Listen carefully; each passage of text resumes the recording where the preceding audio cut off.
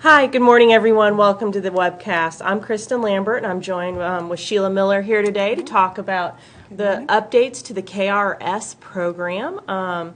Couple little notes. You actually have the update already available out on the MIU. For version 9.3 is out there last Friday. For version 10.3 is also out there Friday, but there's also an additional update for version 10.3 I checked this morning, and that was out on the MIU. So you need to make sure whoever's responsible for updating the MIU to go out there and download the program so you have the new updates and you'll be ready to go. So today we're going to talk about some of the changes. There are more improvements I'd hope to say, and also how to report the new cash balance employees. So if we can go ahead and switch to our first slide. This is an updated screen for the KY Sears retirement maintenance screen. What's happened is we've added a couple new build buttons to help those people that manually maintain these records. The first button is the end date build, which primarily just updates the end dates on the record, so if other information will not be touched. And we also have a button for just new employee build. So if you want to just add new employees without doing updates on all the other employees, you can just pull in new employees. Whoops. Okay, so on this screen, you'll see where we actually do the annual build. Has a new to and from field for the HICON CB pre-tax employees. And what was sent out in earlier emails in December and January advised everyone to set up a new deduction code for those employees that start on 1/1/14 and after. They're required to have a new contribution group, and therefore to identify them in Munis they need a new deduction code. Also, when you go in and do any of your builds, up at the very top you have an employee location and org code. Please make sure that is set appropriately, because sometimes with updates that defaults to 000, and if it's not updated with the 9s in the employee field and the location and org field need to have Z's in the final field, you will not pull anyone in. You'll be wondering, hey, I know I have a new employee, why doesn't this employee pull in? It's probably because you either do not have the deduction code set up correctly, or the up at the top the employee location and org codes. That's most likely what causes the problem. So let's move on to the next field here. So this is again on the KY Sears maintenance screen. We now have that new cash balance employee. So all those employees that start on 1/1/2014 or and after are going to be part of this new contribution group. So that's one way to tell your program's been updated, is if you have that new cash balance group available on your KY Sears maintenance screen. On the next screen here, talk about the monthly report on the Generate screen. You need to make sure on that HICON field on the Contributions tab that you include that new deduction code for those employees that's participated on 1/1/14 or after. So make sure you fill in that new deduction code there, and it'll pull in everyone correctly. Another added feature that we changed the program is making sure you had more to and from fields on the 12-month, 10-month overtime pays and teacher retirement pay. So it gives you more room because you keep having to add pay types, and it makes it difficult for some districts that have different taxing authorities to fit all the pay types in there. So you should have more real estate there to add these pay types. Oh, whoops, went the wrong way. Sorry about that. Okay, another thing that was asked and I heard was the purge button. You wanted that back. So we did put a purge button back, but it does have a caveat that you cannot purge records for the current fiscal year. And the reason is that the KRS end of year report, you need to have records existing in your start monthly report for those people to pull in the end of year report. So the purge button is back, but you can't purge any records for the current year. It'll only purge records for the prior fiscal year. So come July, once you've done your KRS end of year report, you can click on that purge button and it'll get rid of all the 2014 records. It also does it in the fine set. Oh, I keep going the wrong way. Sorry about that. Which way am I going here? Okay, bug fix. It was reported, it's been a while and we've known about this, we've got it fixed, that when you did a manual update to the KY Sears maintenance screen and tab through, it was changing the contribution group on the record. So that has been fixed and should no longer be happening.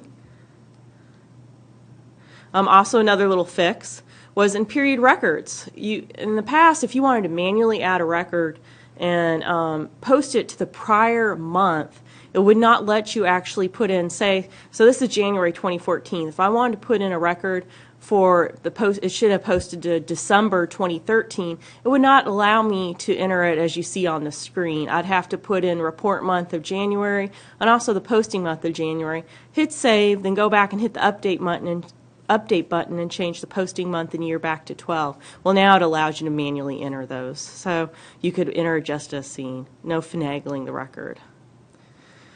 Something, too, that we wanted to discuss about KRS reporting. It is suggested to have a separate pay type for those that are coaches who also hold a full-time job at your district. And the reason for that is because of the way it would make it easier for you to report. What happens is you create a pay type for those coaches and you put it in the overtime pay field. And what happens is, oh, whoops, I think I'm out of order on these. I'm sorry about that, folks. We'll talk about that in a second. I'm sorry I'm skipping around, but I think we'll get the gist of it at the end. Also on here is a new button for the electronic file. See on the bottom left, the button you can choose either or, and it'll still create the electronic file. Makes it a little easier for the new users. Okay, sorry, that's back to this coaching thing. So what happens when you have a coach that's also a full-time employee is they have something called estimated additional comp. And it takes the annual amounts from the job salary records for those summary class coaches for coaching. So 7345, 7346, 7347. And what happens is that when you do an annual build or new employee build, you see that highlighted screen, the additional comp field will be calculated, and you will see it on the KY Sears maintenance screen. That also will populate on the period record. So what happens is when you pay a full-time employee that's also a coach is you'll see every record will always show estimated additional comp down on the bottom left. It has the red box around it, whether or not you're actually paying that coach during that month or not, because some coaches get paid several times a year or it gets spread throughout the year, but they're always going to have that estimated additional comp reported. In the months where you actually do pay the coach, for the coaching pay and, of course, their regular job, the pay reason will default to 01, regular with additional comp. And for the months when you do not pay the coaching pay, but they have their regular full-time pay, it'll default to just regular pay, but they'll still see that estimated additional comp. And this is how KRS prefers for all coaching / full-time employees to be paid. Now, if it's a pair, that's a whole different story where they don't have a full-time job, but this is for the full-time employees who also have a coaching position at your district. Set up a separate pay type for those people and put them in the overtime field. And why I'm mentioning that, go back to the camera, please, Clint. We do have an email address for questions. Didn't mention that at the beginning. So if you have any questions during the webcast, since I seem to skip around a bit, please go ahead and shoot your questions there. Also, you noticed on the email that I sent out, there was an updated guide. I believe I worked a long time on this. I hope it's clear, it's comprehensive, it takes you from beginning to end. In that document is also detailed information on the coaching pay. So you'll find much more information on that. Please refer to the documentation. Even if you think you have a good hand on KRS reporting, it might be worth, 5-10 minutes to browse through that, because you may find some information that you're like, I wasn't aware of that, because I myself am always finding new tricks of the trade when I'm playing with a program. So next we're going to talk about a final thing on an example employee. And this example employee is a person who has 3 job pay records. And the second job pay record is for an additional certification. So in this district, they choose to set up a job pay for this reason. Not everybody does it, or they just tack on 50 cents. And what happens when you generate the period records, it would generate 3 different records because there's 3 different hourly rates. Well, we have that field on the generate screen where you have a minimum amount that you can put in. It's a minimum rate field, and you can leave that at 0 or put any dollar amount you want in there. And what happens is anything that falls under that minimum amount, that daily rate, will roll up into the main pay record. So on this example, we have, like I said, 3 job pay records. And what happens when I entered that, I entered 725 on the minimum rate field, it created 2 period records. So it rolled that first hourly rate of $14.49 and that additional 50 cents and shows it as $14.99, which is their true hourly rate, and reports them as 4 hours and full-time and 180 days.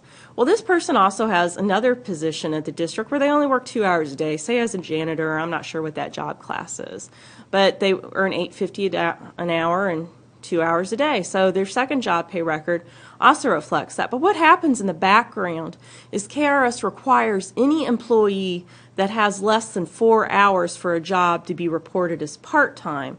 So you may see this employee's record shows as full-time in the KYCers maintenance screen, and you're wondering why that second job is being reported as part-time. It's because that second job is part-time in KRS's view because it is less than 4 hours. So that's happening behind the screens on the electronic file. I hope down the road we'll have better capability so you can see that actually on the period record, but that would be a farther enhancement.